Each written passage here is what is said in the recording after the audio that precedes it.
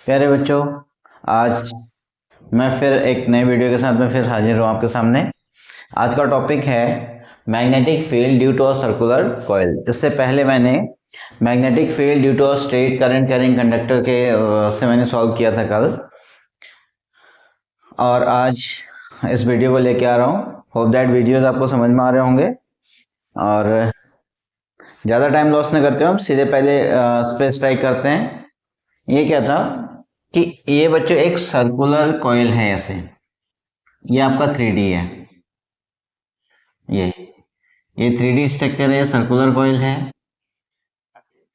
हम इसको लेंगे, ये हमारे पास एक सर्कुलर कॉइल हो गया, ठीक है। अब इस सर्कुलर कॉइल पे अगर मैं बात करूं, कहीं पे भी कोई भी एक कंडीशन होती है, उसमें हर एक पॉइंट उसमें परपेंडिकुलर होता है। जैसे अभी हाँ, जैसे मैं बात कर रहा हूँ सर्कुलर कॉइल का, इसका थोड़ा सा इम्पोर्टेंस आप समझना, थोड़ा सा क्रिटिकल भी है और समझने में अच्छा भी है। इसको हम लोग आसानी से समझ सकते हैं।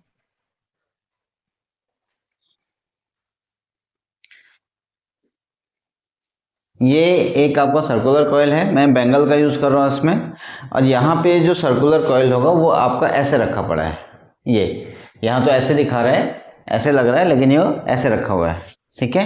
अब बच्चों देखिए, इस पे मैं इसका एक एलिमेंट्री लेंथ लेता हूँ, छोटा सा लेंथ, छोटा सा। तो सपोज दैट मैं इसमें एक मार्कर का की बात कर रहा हूँ।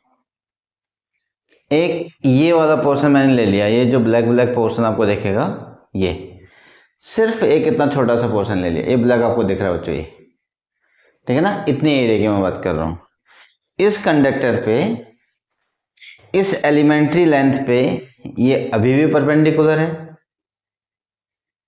ठीक है, 90 डिग्री। ये अभी भी परपेंडिकुलर है इस एलिमेंट्री लेंथ पे, ये अभी भी परपेंडिकुलर है और अभी भी परपेंडिकुलर। इसमें हर एक पॉइंट पे कैसा होगा, परपेंडिकुलर होगा।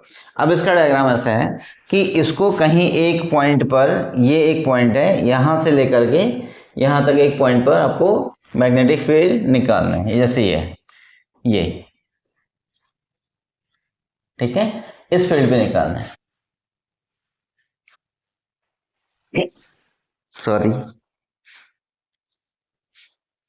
हाँ। अब इसमें देखें, इसमें अगर मैं मैग्नेटिक फील्ड की बात करूं, तो मुझे इस पॉइंट पे मैग्नेटिक फील्ड निकालना है। ये पॉइंट पी है, ये पॉइंट पी है। तो यहां से एक एलिमेंट्री लेंथ की जो बात की थी मैंने, मैं यहां से यहां इसको ड्रॉ करूंगा, एक पॉइंट हो गया। इस एलिमेंट्री लेंथ से यहां तक के जो डिस्टेंस होती है, इसको हम लोग आर से रिप्रेजेंट करते हैं। बच्चों किससे रिप्रेजेंट करते हैं, आर से, ठीक है। हाँ, इसके सेंटर से बेशक 90 डिग्री नहीं बनाएगा, रेडियस से 90 डिग्री नहीं बनाएगा, और एलिमेंट्री एंगल से 90 डिग्री का एंगल फॉर्म करेगा। ओके, अब ये जो इसके सेंटर से जो ये डिस्टेंस है ना, जो ये इसका सेंटर था, इसके सेंटर से जो ये डिस्टेंस फॉर्म कर रहे हैं, ये आपका x हो गया और वो आपका r हो गया, ठीक है। और इसकी जो सर्कल की जो रेडियस थी, वो रेडियस हो गया आपके पास बच्चों a।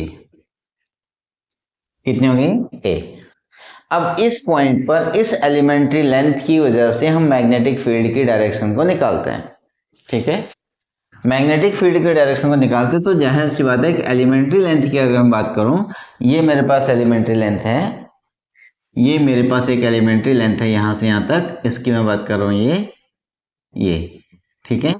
और ये इसकी वजह से, ये अब आपको थोड़ा सा 2D और 3D में थोड़ा सी प्रॉब्लम क्रिएट होगी।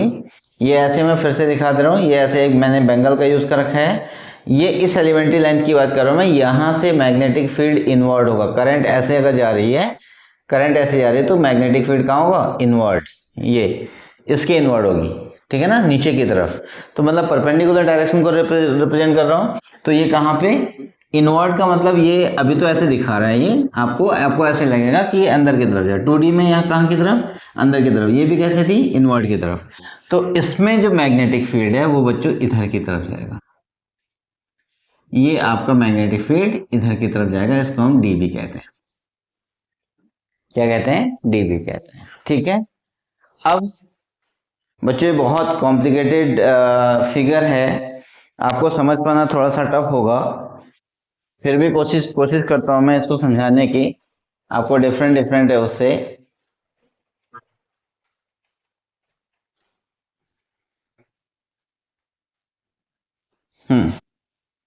अब ये है, ये लाइन आपस में परपेंडिकुलर है, ये लाइन आपस में परपेंडिकुलर है। कौन परपेंडिकुलर है?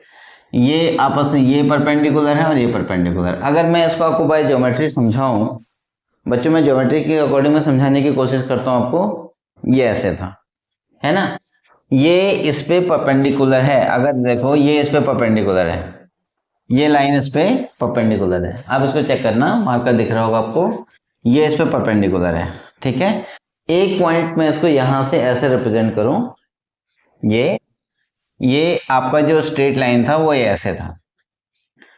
अगर मैं इसको ऐसे करता हूं, देखो अब मैं इसको अगर ऐसे घुमाऊंगा, इसको मैं अगर ऐसे टिल्टेड करूंगा, ये आप देखना, ये ठीक है। अभी ये सीधे दो लाइन एक दूसरे के ऊपर परपेंडिकुलर हैं, इसलिए इसको थोड़ा समझ पाना टफ है। मैं क्या कर रहा हूं, यहाँ पे एक छोटा सा बना रहा हूं, ये लाइन इस पे परपेंडिकुलर है बच्चों, ये 90 डिग्री है, ठीक है। ये कितना है? 90 डिग्री। अब इस लाइन को मैंने इतना घुमाया, कितना? मैं इसको इतना घुमा दे रहा हूं, ये ऊपर की तरफ, ये मैंने इसको घुमा दिया ऐसे। अब सोचो मैंने इसको ऐसे घुमाया, तो क्या इसका परपेंडिकुलर भी घूमेगा कि नहीं घूमेगा?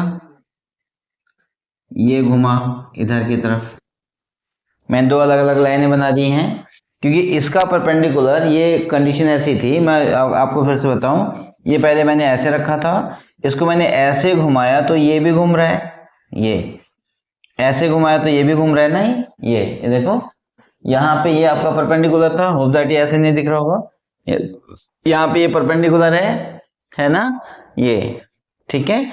अगर मैं इसको ऐसे घुमाऊं तो ये भी घूमेगा, जितना एंगल ये ऊपर की तरफ जा रहा है उतना ये नीचे की तरफ आ रहा है। इसका मतलब क्या, मैं अगर इसको ऐसे करूं, ये एंगल थीटा है, तो क्या ये एंगल भी थीटा होगा? बेशक होगा, है ना। मैं फिर से बता रहा हूं, मैंने ये चीजें ऐसे रखी, ये ऐसे रखा, इसको ये ऐसे रखा, जिसको मैं इसको इतना मैं ऊपर उठाऊंगा तो ये भी इतना झुक रहा है, ये देखो, है ना। ये एंगल इतना उठा तो ये वाला एंगल भी क्या हो गया, इतना झुक गया, तो ये एंगल और ये एंगल दोनों इक्वल हुए, ओके। अब इसके बाद है, ये कंडीशन तो आपके इसके लिए आ गई, ठीक है। अब अगर मैं बात करूं इसकी, यहां से एक लाइन मैं ड्रॉ कर दूं इसको, ये मैं ब्लैक से कर दे रहा हूं इसको, यहां से मैंने इसको 90 डिग्री बना दिया, इस पे परपेंडिकुलर ड्रॉ कर दिया। ये क्या, अगर ये भी 90 था तो ये क्या हो गया, क्या ये 90 माइनस थीटा होगा, और ये एंगल भी कितना होगा, क्या ये 90 माइनस थीटा होगा? आ गया। बाय ज्योमेट्री से ये एंगल और ये एंगल इक्वल है, ये एंगल और ये एंगल दोनों क्या है, इक्वल है। होप दैट बच्चों समझ में आया होगा। अब मैं इसको आगे की तरफ रिप्रेजेंट कर रहा हूं, तो यहां से क्या क्या होगा, मेरा डीबी तो इधर गया, अब मैं इस वाले लाइन सेगमेंट को आगे प्रोड्यूस करता हूं, ये आगे की तरफ गया इधर, ये इधर गया, और एक लाइन सेगमेंट आपके ऊपर परपेंडिकुलर गई, ये वाली इधर परपेंडिकुलर गई बच्चों, ये वाली इधर परपेंडिकुलर गई, ये ठीक है। इसको मैं कह दूं डीबी परपेंडिकुलर, डीबी परपेंडिकुलर, और इसको मैं कह दूं डीबी पैरेलल, इसको मैं कह दूं डीबी पैरेलल, इसको मैं कह दूं डीबी पैरेलल, यानी हॉरिजॉन्टल कंपोनेंट और एक वर्टिकल कंपोनेंट। डायग्राम ही सबसे मेन है, वो आपको इस चीज को समझना है, और ये डीबी हो गया। अब सोचो ये परपेंडिकुलर कैसे होगा, ये परपेंडिकुलर कैसे होगा, मैं पॉइंट पी यहां पे बना दे रहा हूं आपको, ये पॉइंट पी यहां पे हो गया, इसको मैं पी इससे रिप्रेजेंट कर दिया, ठीक है।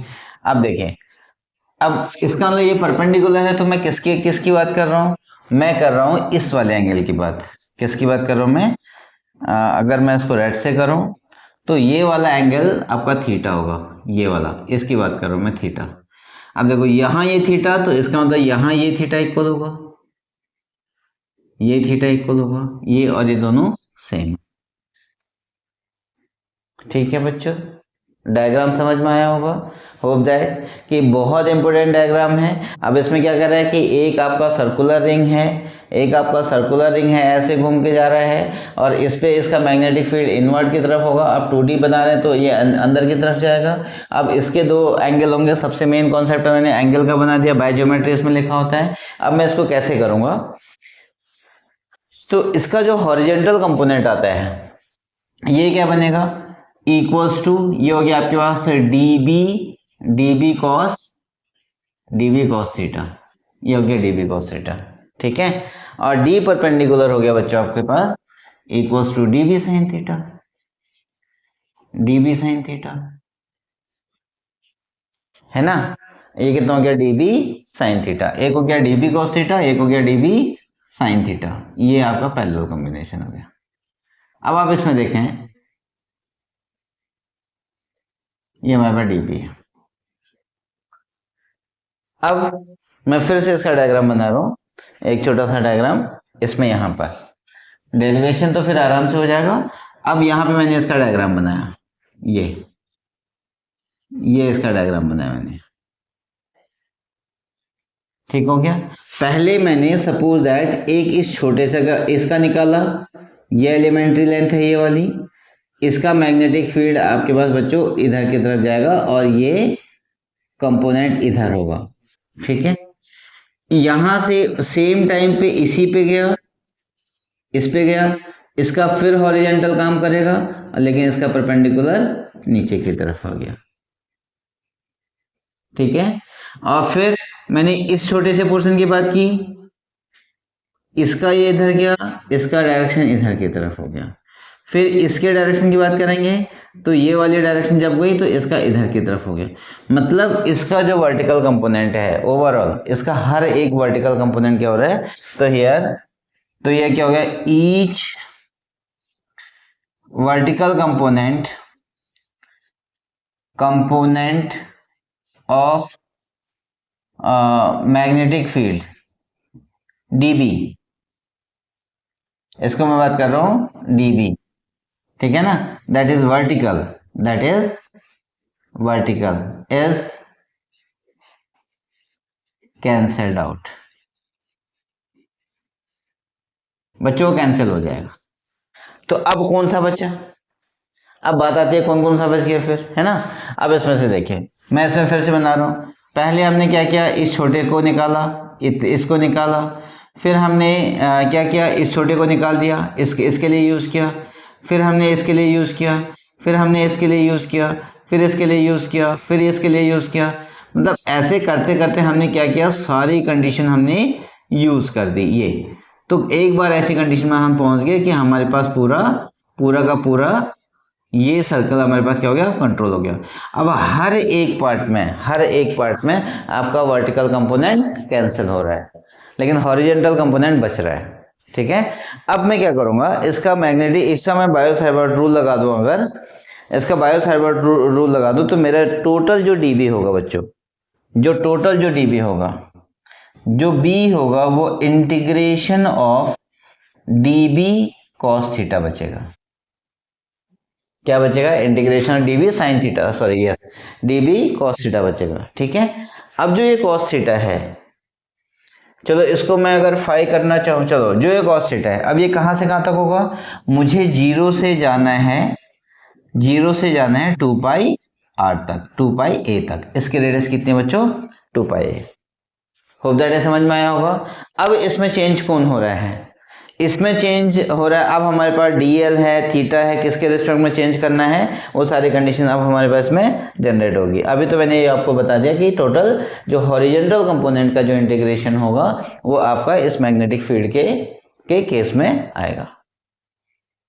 Clear, okay. अब चलते हैं, अब हमारे पास देखो कैसे निकालना है इसको, वो कैसे निकालना है वो हमारे पास कंडीशन इसमें आ जाएगी। यहाँ पे हमारे पास डीबी है ना, यहाँ पे कॉस थीटा है, इट डजंट मैटर, यह हो तो डिफरेंशिएशन ही। अब हम कहाँ से कहाँ करेंगे, सबसे पहले हमें डीबी निकालना होगा। क्या निकालेंगे बच्चों, डीबी।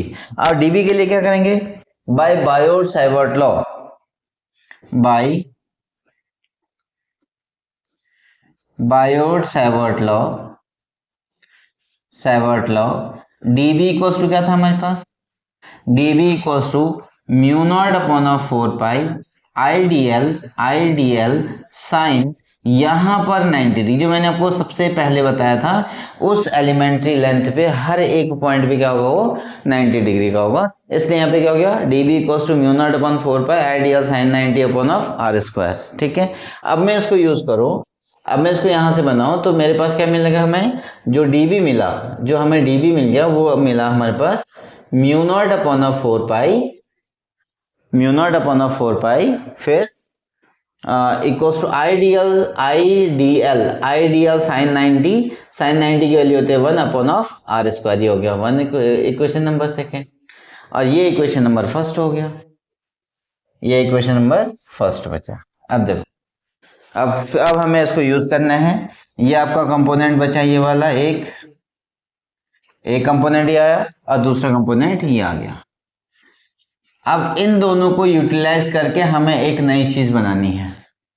अब वो क्या बनेगी नई चीज, यहां से डीबी की वैल्यू उठा के इसमें रख देनी है। From equation first and second, from equation first and second we get, बच्चों बहुत इंपॉर्टेंट है, इसको आप नेग्लेक्ट मत करना, और ये डेरिवेशन मैक्सिमम पूछा भी जाता है ना। अब वी गेट, अब क्या मिला हमें, b is equals to mu naught upon of 2 pi a mu naught upon of 4 pi I upon of r square and d l into cos theta, into cos theta. ठीक है, अब हमें cos theta भी नहीं चाहिए, cos theta के respect में भी हमें नहीं चाहिए भैया, वो तो सब कांस्टेंट हो गया। अब इसमें देखिए, इसमें क्या क्या कांस्टेंट हो गया, म्यू नॉट कांस्टेंट है, 4 पाई कांस्टेंट है, आई कांस्टेंट है, आर कांस्टेंट है, क्योंकि हमें तो डीएल के रिस्पेक्ट में करना है, इवन कॉस थीटा भी कांस्टेंट है। अब तो बचा क्या यहाँ पे, 0 से 2 पाई ए इंटू डीएल बच गया, इंटू कितना बचा, डीएल बचा। ठीक है, अब क्या करेंगे, इक्वल्स टू, अब फिर यहां से mu naught upon of 4 pi I upon of r square into cos theta, बच्चों ये हो गया। और यहाँ पर इसकी वैल्यू होती है एल, एल कहाँ पे होगा, 2 पाई ए से लेकर के 0 तक। और 2 पाई ए क्यों किया मैंने, 2 पाई ए इसका सर्कमफेरेंस होता है, क्या होता है, सर्कमफेरेंस, उस सर्कमफेरेंस को लेकर के हमने यूज कर दिया। अब यहाँ पर अगर मैं इसको यूज करूं तो equals to mu naught upon of 4 pi I upon of r square cos theta, और इनटू ये बचेगा 2 पाई ए माइनस ऑफ 0। अब यहाँ पे कितना हो गया, mu naught upon of 4 pi r square into cos theta into 2 pi a, ये बच गया।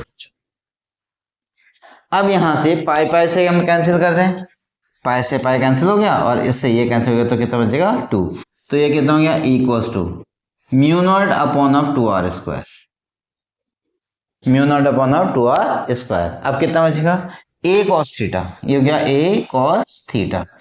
अभी भी थीटा हमारे लिए प्रॉब्लम क्रिएट कर रहे हैं, तो अब इस थीटा को हटाना है।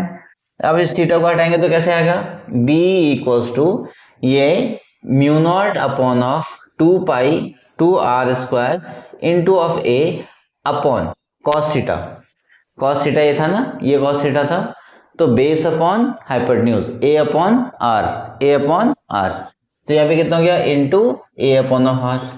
तो बच्चों जब मैंने इसको फाइनली सॉल्व किया तो mu naught upon of 2 r square into a square, ये इसका मैग्नेटिक फील्ड आ चुका है 1 पॉइंट। ठीक है, ओवरऑल हम इसको अगर आई भी होगा, अच्छा म्यू नॉट आई भी था बच्चों इसमें, ये आई तो मैं लिखना भूल गया, यहाँ पे आई तो होगा ही होगा, और ये यहाँ पे कंडीशन हो गया आपके पास आई, और ये हो गया आई। तो overall b equals to, overall क्या आया, b equals to B is equals to mu naught I upon of 2r³ r square ये था, r cube into a square. ये आपका मैग्नेटिक फील्ड आ चुका है due to the circular coil. ठीक है, करंट इसमें ऊपर जा रही है बच्चों, करंट यहां से यहां की तरफ जा रही है, करंट ऊपर जा रही है। तो ये कंडीशन आ गई, एक तो ये हो गया। अब इसमें से अगर हमें आर भी नहीं चाहिए, क्योंकि सब कुछ नॉन वैल्यूज के टर्म में रखना है, हमने जो सर्कुलर रिंग लिया है उसके रेडियस हमें पता है, हम कितने डिस्टेंस पे ले रहे हैं हमें उसकी भी रेडियस पता है। तो अब इस केसेस में हम क्या करेंगे, in triangle by Pythagoras theorem कितना बचेगा, r square is equals to a square plus of x square. ये हो गया है ना, r square equals to a square plus of x square. अब इसमें से अगर मैं r की वैल्यू रखूं, r equals to a square plus of x square का रेज़ टू पावर 1/2। अब यहाँ पे r क्यूब चाहिए, अगर आपको r cube equals to a square plus of x square और इक्वल्स टू 3/2। ये किसकी वैल्यू हो गई, r क्यूब की value.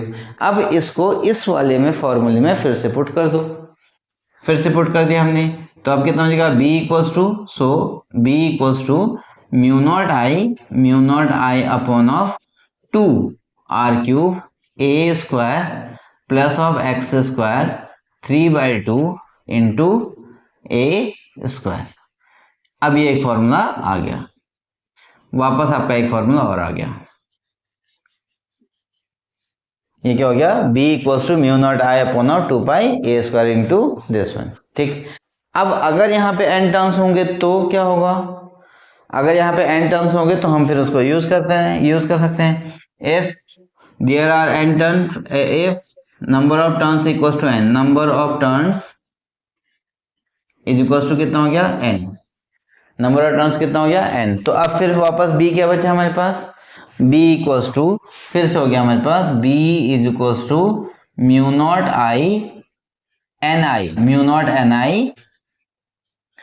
N I upon of 2 into a square plus of x square और ये बचेगा 3/2 इंटू ए स्क्वायर। वापस ये आ गया, ठीक हो गया, एक फॉर्मूला और कंडीशन आपकी ये आ गई। ये कितना हो गया, म्यू नॉट अपॉन ऑफ, एक एक कंडीशन बनते चले जा रहे। होप दैट आपको सारा समझ में आ रहा होगा, बहुत ज्यादा कॉम्प्लिकेटेड नहीं है, मैंने इसको इजीएस्ट वे में करने की कोशिश कर रखी है, तो कहाँ से कैसे कैसे आपको सोचना है। ठीक है, अच्छा अब अगर सपोज दैट इसकी एरिया लेनी है हमें, बच्चों इसकी क्या लेनी है, एरिया। अच्छा आप इसको तब तक वीडियो को पॉज करके कॉपी कर लें, और मुझे इसको थोड़ा सा ये वाला पोर्शन मुझे हटाना पड़ेगा, मैं इसको हटाता हूँ और उसके बाद फिर आप इसको प्रॉपर्ली सॉल्व कर सकते हैं। पहले आप नोट बना लें, और हाँ जब तक मैं इसको इरेज करूँ आप चैनल को लाइक शेयर एंड सब्सक्राइब करना बिल्कुल ना भूलें। और क्योंकि आप बोर्ड की प्रिपरेशन आपकी अच्छी चल रही होगी, अब उसके लिए आपको भी प्रिपेयर होना है। और हाँ मेरा हौसला भी बनाए रखें, उसके लिए आपका लाइक शेयर एंड सब्सक्राइब मेरे लिए काफ़ी मोटिवेशनल होगा। आपके मोटिवेशन हम होते हैं और हमारे मोटिवेशन बच्चों आप होते हैं। ठीक है, अब यहाँ पे अगर सपोज दैट मुझे एरिया के टर्म्स में लिखना है, be in terms of area, अब क्या हो गया, be in terms of area, in terms of area के टर्म में अगर लिखना है तो अब बच्चों क्या लिखेंगे, एरिया के टर्म में अगर हमें लिखना है तो अब हम क्या लिखेंगे इसको, b इक्वल्स टू, अच्छा यहां पर a क्या होगा, पाई से दोनों साइड मल्टीप्लाई कर देंगे। इसमें क्या था हमारे पास, b is equals to mu naught N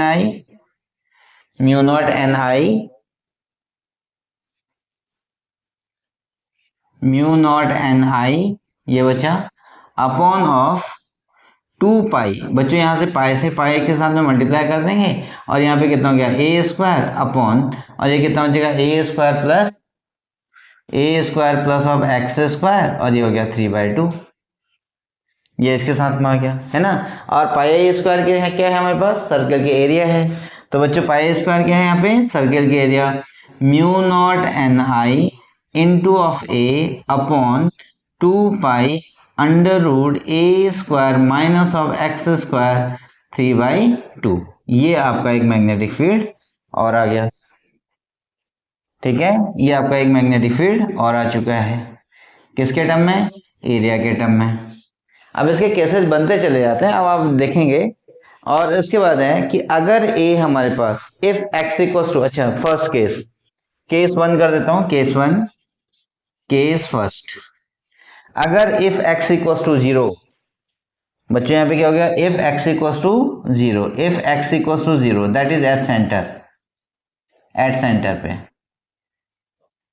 क्योंकि x इक्वल टू जीरो अगर सेंटर पे हुआ तो उस कंडीशन में क्या होगा कि b equal to x zero हो जाएगा बच्चों, आपका x क्या हो जाएगा? जीरो। तो यहाँ पे कितना हो जाएगा? b इक्वल टू सेम ए चीज म्यू नॉट एन आई ए अपॉन, अच्छा ए का कॉन्सेप्ट वाला नहीं कर रहा हूँ मैं, बेसिकली नॉर्मल कंडीशन वाला ले रहा हूँ। Mu naught N I upon x zero हो गया, तो यहाँ पर प्लस है, एक्स जीरो हो गया तो बचेगा two a square 3/2 into a square, ये हो गया बच्चों। अब इसमें से हम क्या करेंगे? इसमें से इसको हटा देंगे, ये स्क्वायर से स्क्वायर कट गया तो क्यूब बचा, तो ये स्क्वायर से ये स्क्वायर कटा और इससे ये पूरा कट गया। अब बचा कितना? Equals to B is equals to mu naught N I upon of two a, ये हो गया mu naught N I upon of two a. ठीक है, एक कंडीशन आपके पास ये निकल गई, एक ये मैग्नेटिक फील्ड आ गया। इसके बाद अब उसके बाद केस सेकंड की बात करते हैं। केस सेकंड, अगर हमारे पास x बहुत बड़ा है, if x is much greater than a, case second हो गया। ठीक है, अब इसमें क्या कर देंगे? a को हटा देंगे। a को हटाने का मतलब हो गया, अब फिर यहां से देखो b is equals to mu naught N I upon of two, इसमें से किसको हटाना है हमें? इस वाले जो ये वाला जो ओरिजिनल फॉर्मूला था, यहां से आप हटाओ, a को हटा दो, क्योंकि x तो बहुत बड़ा है ना, a की वैल्यू ना के बराबर हो गई। तो अभी कितना हो गया बच्चों? स्क्वायर से स्क्वायर कैंसिल हो गया, तो कितना हो गया? X cube. कितना हो गया? एक्स क्यूब, 2x क्यूब हो गया ये वाला। A N I into a square अपनी जगह पे पहले से पड़ा हुआ है। होप दैट ये भी समझ में आ रहा होगा आपको।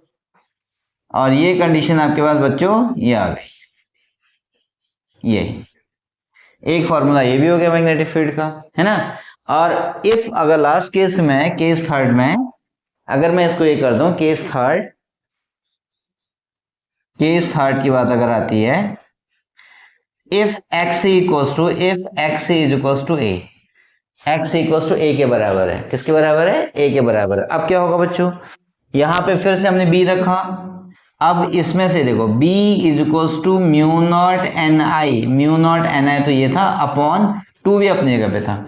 इस वाले फॉर्मूले में जहां पे x है वहां पे a रख देनी है, जहां पे x है वहां पे क्या रखना बच्चों? a रख देना है। तो अभी कितना बचेगा? 2a स्क्वायर इक्वल्स टू 3/2, ये हो गया। देखो यहां पे क्या हो गया? a स्क्वायर, इसमें भी क्या हो गया? a square plus a square equals to 2a square, जो मैंने यहाँ पे रख दिया है। ठीक है, अब इसको हम सॉल्व करेंगे तो इसका आंसर टोटल कितना आ जाएगा?